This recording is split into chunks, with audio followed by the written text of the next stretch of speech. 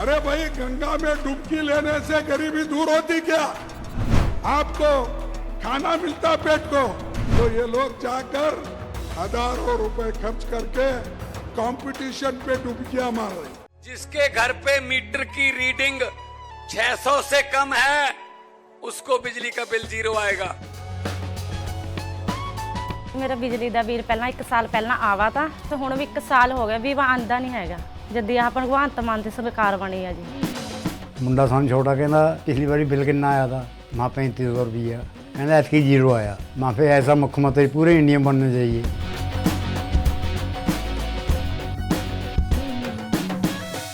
कांग्रेस अध्यक्ष मल्लिकार्जुन खड़गे का ये बयान सोशल मीडिया पर वायरल है। उधर देश के गृह मंत्री अमित शाह महाकुंभ में पहुंचकर डुबकी लगा रहे थे और इधर खड़गे उन्हें राजधर्म याद दिला रहे थे। बस इसी पर बवाल खड़ा हो गया।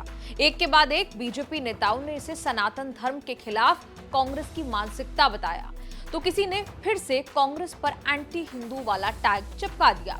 बवाल तब शुरू हुआ जब सोमवार को मल्लिकार्जुन खड़गे ने एक जनसभा को संबोधित करते हुए पूछा कि क्या गंगा में डुबकी लगाने से गरीबी दूर होती है? क्या आपके पेट को इससे खाना मिलता है? अरे भाई, गंगा में डुबकी लेने से गरीबी दूर होती क्या? आपको खाना मिलता पेट को? मैं किसी की आस्था के ऊपर ठोस नहीं लगाना चाहता हूं। अगर किसी को दुख हुआ तो मैं माफी चाहता हूं, लेकिन आप बताइए, अरे जब बच्चा भूखा मर रहा है, बच्चा स्कूल में नहीं जा रहा है, मजदूरों को मजदूरी नहीं मिल रही है, जब ये है तो ये लोग जाकर हजारों रुपए खर्च करके कंपटीशन पे डुबकियां मार रहे।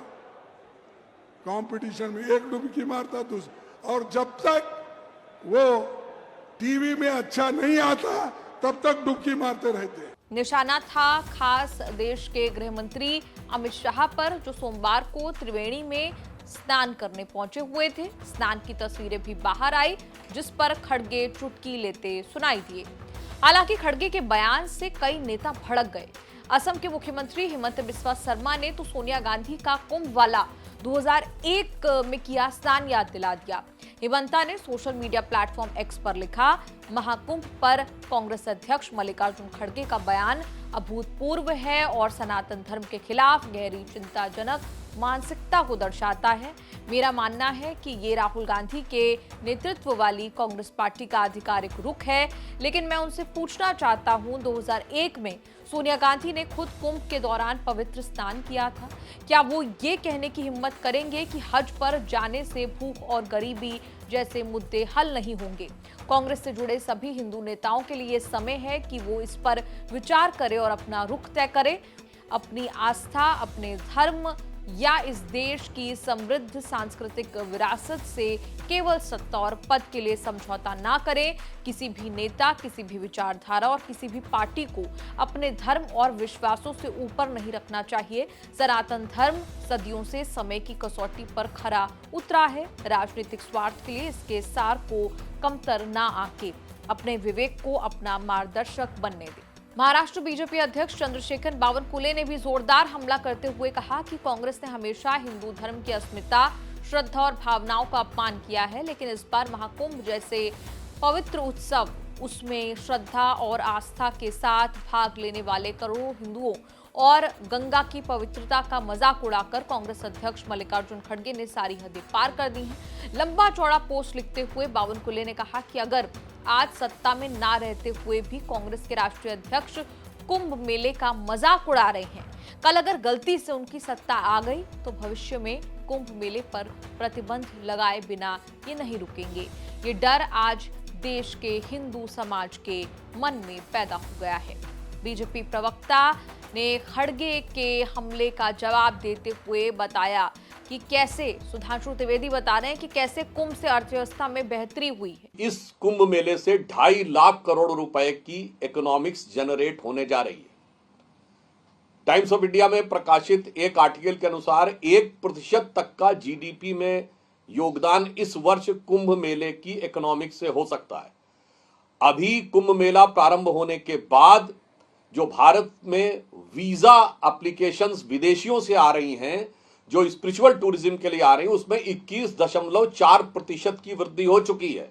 उधर खड़गे के बचाव में कांग्रेस ने भी अपनी पूरी ब्रिगेड उतार दी। कांग्रेस नेता पवन खेड़ा ने कहा कि कांग्रेस अध्यक्ष मल्लिकार्जुन खड़गे ने तो देश के शाह और शहंशाह को राजधर्म याद दिलाया है। भीष्म, युधिष्ठिर, कौटिल्य का जिक्र कर कांग्रेस पार्टी की तरफ से जवाब दिया। हमारे राष्ट्रीय अध्यक्ष श्री मल्लिकार्जुन खड़गे जी ने राजधर्म याद दिलाया।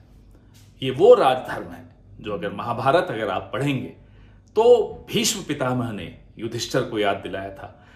कौटिल्य का अर्थशास्त्र अगर आप पढ़ेंगे उसमें भी राजधर्म की बहुत खूबसूरत व्याख्या की गई है। राजा का धर्म प्रजा के हित में होता है। राजा का धर्म होता है प्रजा की रक्षा करना। राजा का धर्म होता है प्रजा की सारी परेशानियों को दूर करना और भय मुक्त वातावरण देना। उसका पेट भरे, उसके आंगन में तुलसी महके, उसके चेहरे पर मुस्कान हो, ये होता है राजा का धर्म। पवन खेड़ा ने कहा कि खड़गे साहब ने तो सिर्फ राजधर्म की सीख दी। पूरी बीजेपी ऐसे बिलबिला रही है जैसे पूरी पार्टी की दाढ़ी में तिनका मिल गया हो, क्योंकि एक दलित ने आपको राजधर्म सिखाने की जुर्रत कर दी। कांग्रेस की social media head Supriya Shrinate ने भी कहा, खड़गे जी ने अपने बयान में ऐसा कुछ गलत नहीं कहा जिस पर बीजेपी बेकार का बवाल मचा रही है। कहा कि खड़गे जी पर बीजेपी हमलावर इसलिए नहीं है कि उन्होंने इनको आईना दिखाया, दिक्कत उनके दलित होने से है। खड़गे जी ने अपने बयान में ऐसा कुछ नहीं कहा है जिस पर बीजेपी ने इतना बवाल मचाया हुआ है। करोड़ों युवाओं को बेरोजगार रखना, लोगों को महंगाई से त्रस्त करना, दलितों, आदिवासियों, पिछड़ों पर अत्याचार करना, ये पाप है और ये भाजपा जानती है।